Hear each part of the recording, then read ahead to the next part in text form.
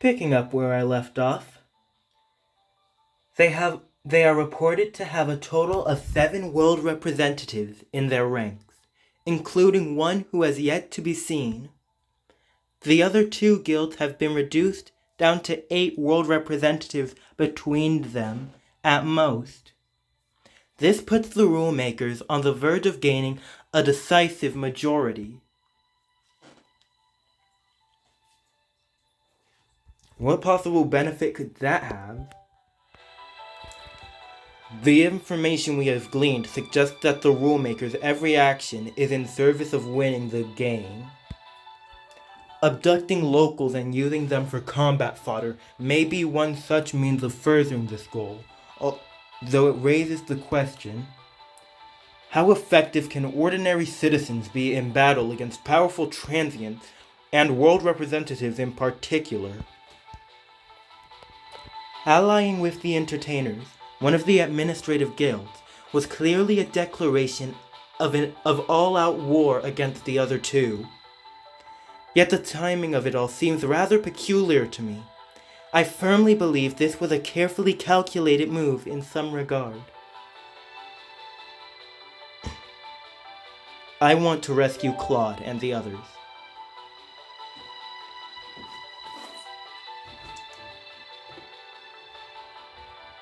There we go! That's what I was waiting to hear. I've had some dear friends taken too, you know. Welcome back, Master Motosumi. I trust your reconnaissance went well? Yep, no one suspicious around these parts just yet. Figured I'd take care of some shopping and such too while I was out. And you! Good to see you up and about. Motosumi Tono, acting guildmaster of the Asakusa Gurus if you forgot. This new figure, also hunkering down in the safe house alongside Maria, Yuma, Toji, and yourself, announces his presence with something of a sour expression on his face.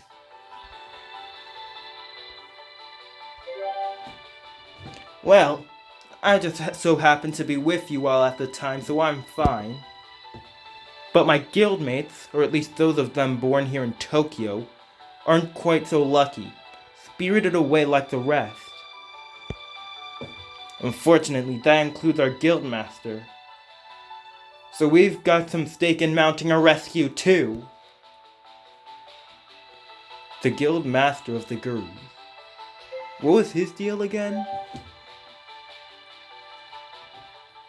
His name's Sanzu Minurikawa, and he's kind of useless. Can't do a damn thing on his own.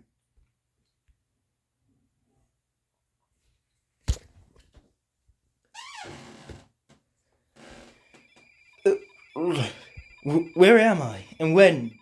How? Why have I come to be here? It's at roughly this moment when a young man awakens in a daze and examines his surroundings, which look like something right out of a science fiction movie.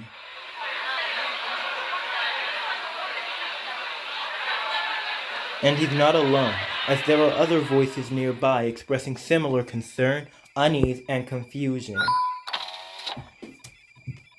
To his surprise, what he thought to be a solid wall suddenly opens before him, proving instead to be a well-camouflaged automatic door.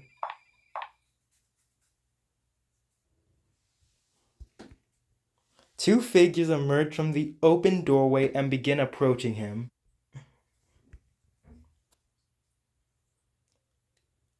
Now then, Professor Onyankopan, please leave the explanations to me.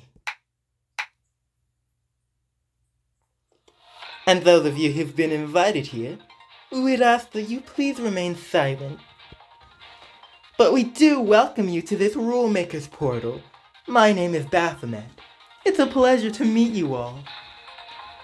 I am in charge of post-surgical psychological care. If anyone should have any concerns, please do not hesitate to speak up. Post-surgical? You don't recall any surgery? You don't understand? I'm sure you don't. But do take heart, as you will soon find yourselves understanding anything and everything. What's happening to you? Why must you be subject to this? You will have your answers soon enough. All of them. And much, much more. Your mind and spirit will be filled with happiness, and your body will be made virtually immortal. You will be all-knowing and all-powerful, and as undying beings in a perpetual state of bliss.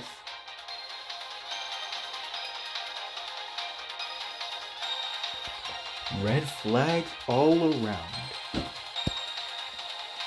Yes, you will no doubt be seen as gods by your peers.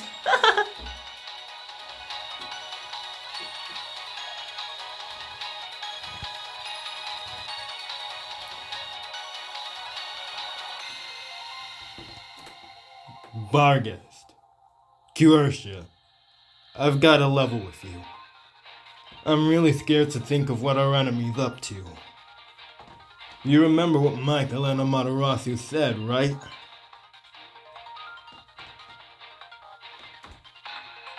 This time around, we shall see to it that those among you who choose not to settle down be made into proper gods. Until then...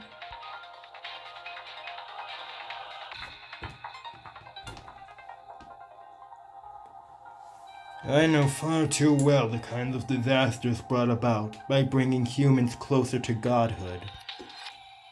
Prometheus thinks back to when he gifted humanity the power, the rule, of fire, and the absolute devastation that gift wrought.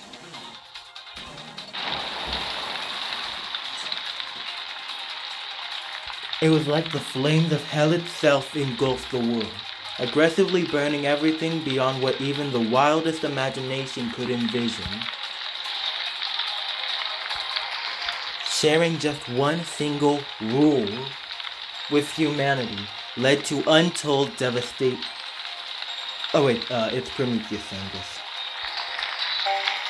Sharing just one single rule with humanity led to untold devastation. And worse still, it persisted. I watched it all unfold as I was being tortured back in Olympus.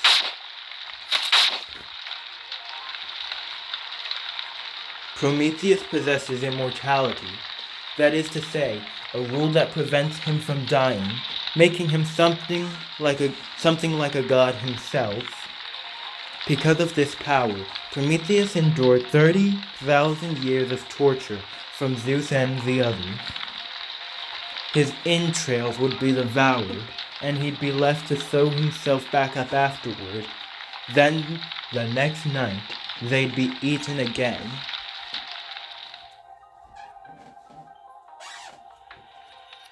All it took for this to happen was letting humans have fire.